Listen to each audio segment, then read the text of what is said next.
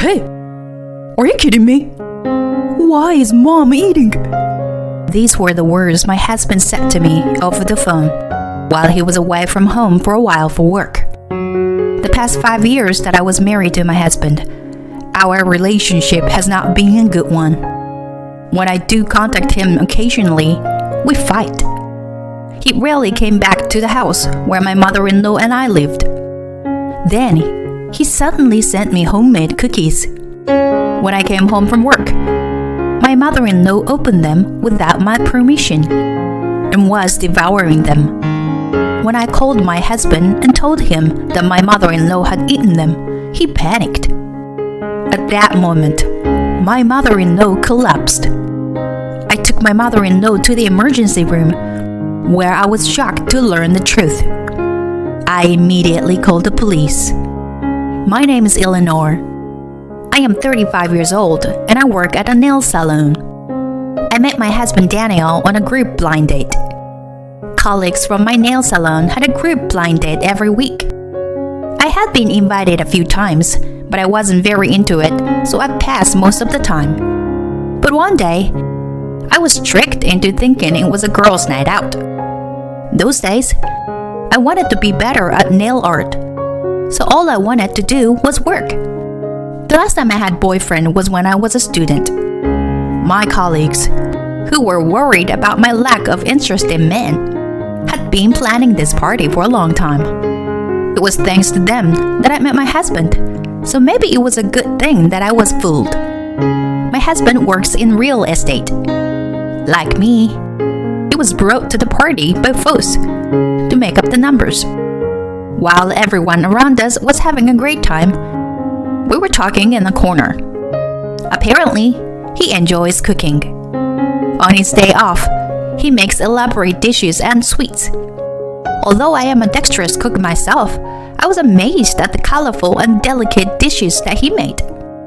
If you can make such wonderful food, why don't you make it your job?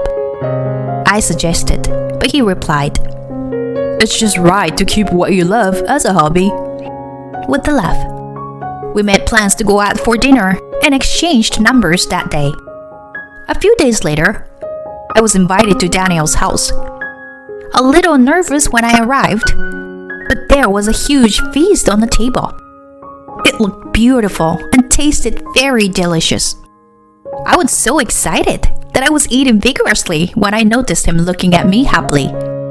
As soon as we finished eating, he confessed his feelings to me and we decided to date. I then dated with Daniel for 3 years.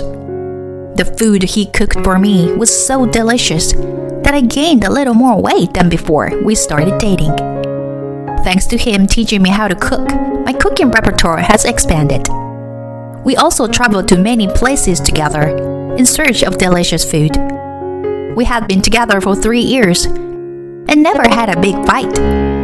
My work was going well too, and I was truly happy to have met this man. 3 years into our relationship, he proposed to me on my birthday. I cried when I saw the sparkling ring.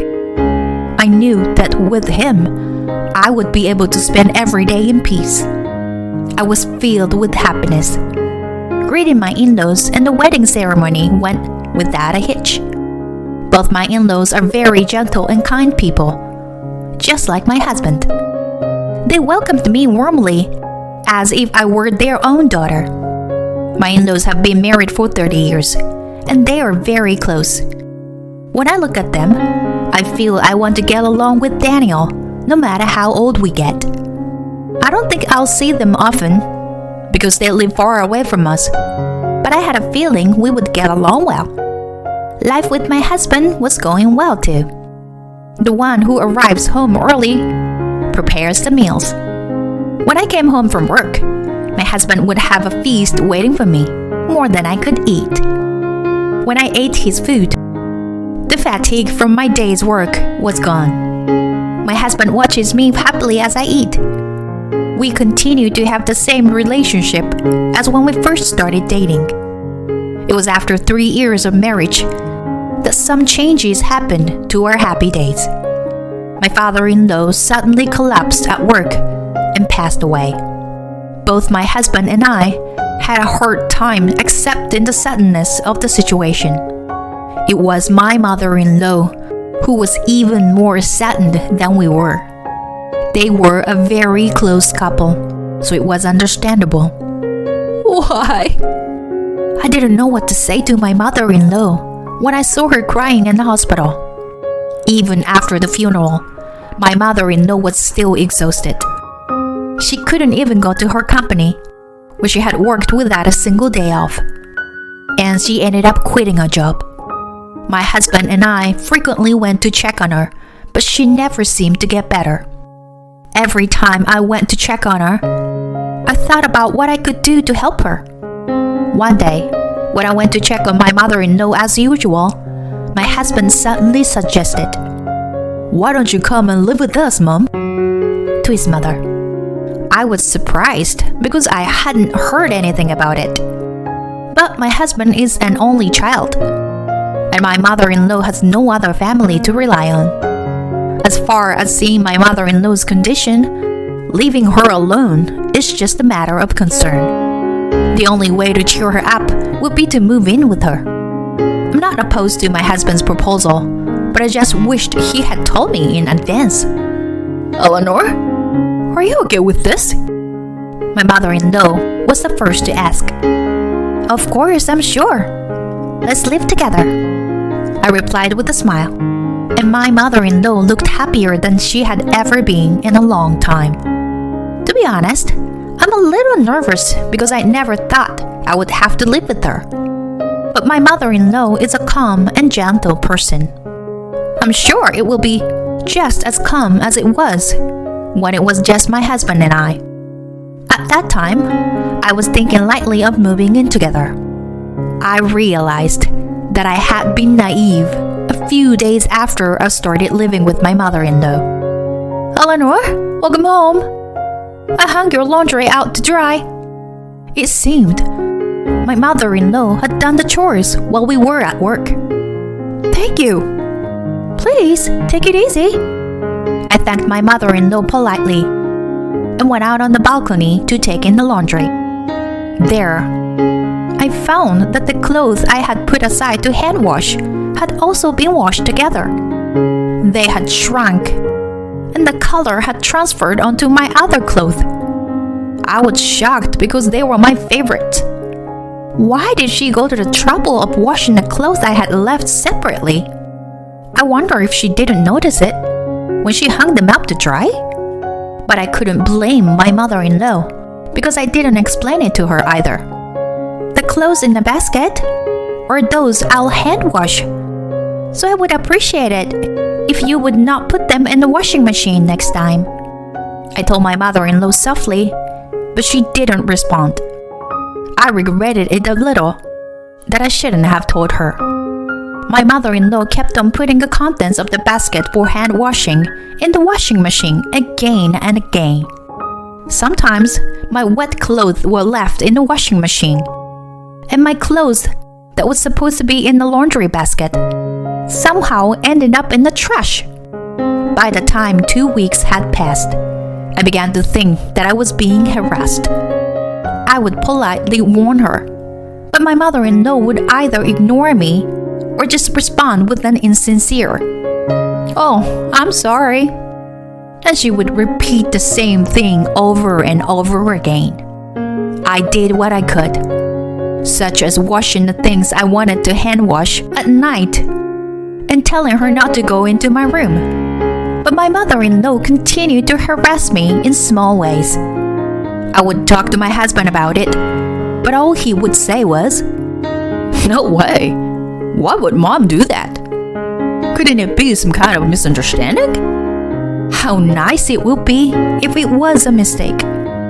I was so frustrated at my husband for not believing me. Then one day, my mother-in-law told me she had cleaned the house. I looked in the trash to find my practice nail tools thrown away. I had been using them since I was a student at vocational school. It was my precious tools that I had shared many hardships with.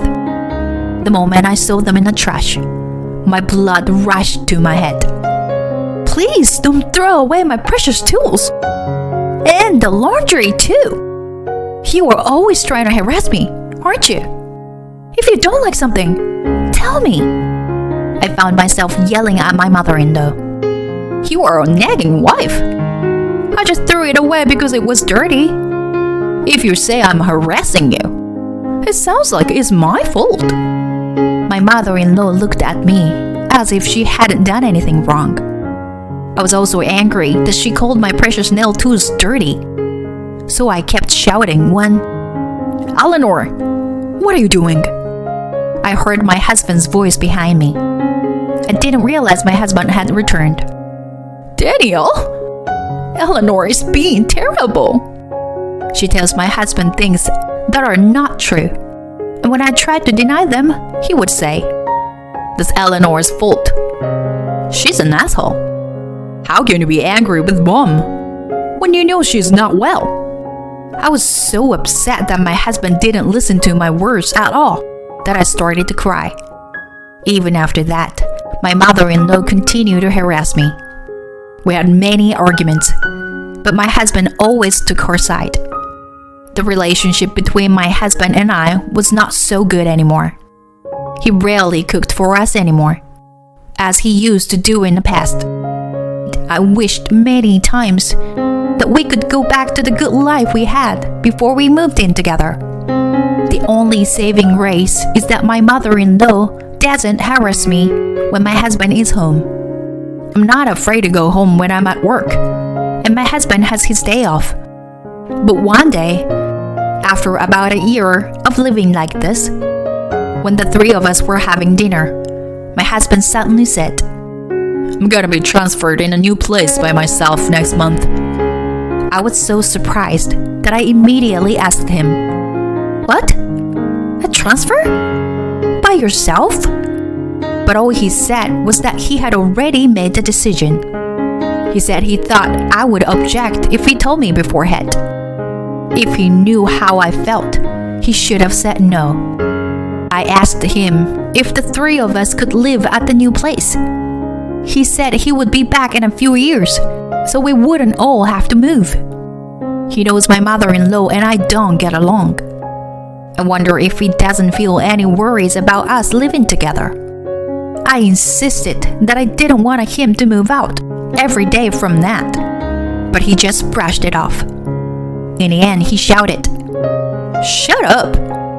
I'm trying to make a living in a place I don't know, so you would keep up with it too. And made his way to his new place of work alone. From then on, life with my mother-in-law was hell. In addition to being harassed about laundry and cleaning, my favorite dishes and clothes were thrown away, and my packages were opened without my permission. The harassment got worse by the day. My husband didn't come home at all, but every once in a while he would call to say, You bullied Mom again, didn't you? My mother-in-law must have said something bad about me again. I would deny it as best I could, and we would fight. At home, I would fight with my mother-in-law, and on the phone, I would fight with my husband. I was sick and tired of it. Only while I was working, I could forget about the bad things. I was so glad I had a job. It was a year after I started living with my mother-in-law. When I came home from work, my mother-in-law was eating cookies. I don't know where she got them. These are the best cookies I've ever had, she said to me so I could hear her. I didn't care to respond, as I was getting dinner ready when I got a phone call from my husband. I thought it was probably about my mother-in-law again, but I picked up the phone. Did you enjoy the homemade cookies I made? He asked me happily. My husband's phone call reminded me that it was Valentine's Day. He never came home on my birthday or our anniversary, and he never sent me a present. I wondered what had gotten into my husband to send me homemade cookies. I guess that the cookies my mother-in-law was eating were my husband's homemade cookies. The cookies she was so delighted with that she couldn't help but let out her feelings so loudly. I realized that the reason she was so loud was because she opened my package and ate them without my permission. Your mother said they were delicious, I coldly replied. What? My husband said, at unease. I said, your mother took the liberty of opening the package and eating it. That's what she always does, right? I said. Hey, are you kidding me?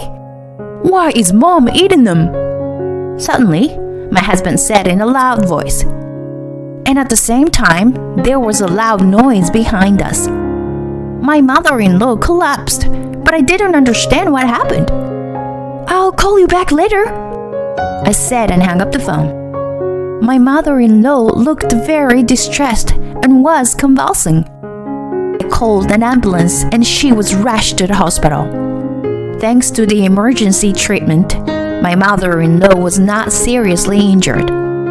However, I was shocked to hear the doctor's words. My mother-in-law may have eaten poisonous mushrooms. I immediately thought of the cookies my husband sent me. I didn't think it was possible to put poisonous mushrooms in cookies, but it was the only thing I could think of. I told the doctor and called the police. The police soon arrived and examined the cookies in my house. They indeed found poisonous mushrooms in the cookies my husband had sent me. I wondered if that was why he was so happy to ask me if I had eaten them. I was so upset that I didn't understand the reason of my husband's actions. I told the police where he was, and I went back to the hospital. When she woke up, I told my mother-in-law the poisonous mushrooms had been detected, and she started to cry. Eleanor, I am so sorry for everything I've done. I was so envious of your happiness that I did nothing but be mean to you. I didn't understand what she meant. Those cookies had poisonous mushrooms in them. I think Daniel wanted me to eat them, I said. I knew. Daniel told me to feed them to you. I'm so sorry. My mother-in-law apologized. She told me that she had bad-mouthed me to my husband, as she always did. Then he said he was going to send me cookies with poisonous mushrooms to punish me. My mother-in-law said that was a bit much. But my husband didn't listen, saying it was nothing life-threatening and would only make me have a slight stomachache. She also said that the cookies were supposed to be the reason I would ask for a divorce. I couldn't believe it. As far as my mother-in-law was concerned, she was suffering more just in stomachache. After my mother-in-law received the cookies from my husband, she was worried about what to do with them. My mother-in-law didn't want to turn her son into a criminal if anything should happen to me. So she chose to eat them herself. I couldn't stop shaking when I heard her story. This matter is not something you could get away with. Just an apology. Do you think you've protected me? You are an accomplice too, you know? Daniel should be arrested by now. I don't want to see your face ever again, I told her while she kept apologizing. On my way home, I got a call from the police telling me that my husband had been arrested. I rushed home, packed my belongings, and went back to my parents' house. Later, after he was released, I asked my husband to fill in the divorce papers through my lawyer. And so, the divorce was finalized. It was also decided that I would receive alimony. The lawyer told me that my husband had been having an affair before he moved out. She said it was with a colleague at work. The reason for it was because my mother-in-law and I didn't get along well, and the atmosphere in the house was bad. Well, that's no reason to have an affair. He wanted to spend more time with his affair partner, so he'd ask for a transfer himself. He thought that if he was cold to me, I would ask for a divorce, so he started fighting me about my mother-in-law. He got tired of me not asking for a divorce and decided to commit this crime. I wonder why I had put up with it all these years. I had a little bit of hope that one day he would return to the gentle husband he had been when we were first married. But if this was the case, I wish I had asked him for a divorce sooner. I never thought that my husband's cooking, which I loved so much, would cause me such trouble. My husband was released from prison, but he was fired from his job because of this arrest. Apparently, it was originally rumored within the company that he was having an affair. And so, the woman he was having an affair with was fired along with him. She eventually has given up on him, and he is now living with his mother. Since he has a criminal record, he can't seem to find a new job. He had to spend a lot of money on the woman he had an affair with and almost has no savings. He's living poor life while borrowing money. My mother-in-law is now harassing my husband the same way she harassed me. You should get a taste of how hard it was for me. For a while, I was in a state of shock and couldn't open up to anybody. However, with the support of my family, I was able to recover. I decided to open a nail salon at home with the alimony and the money I had worked so hard to save.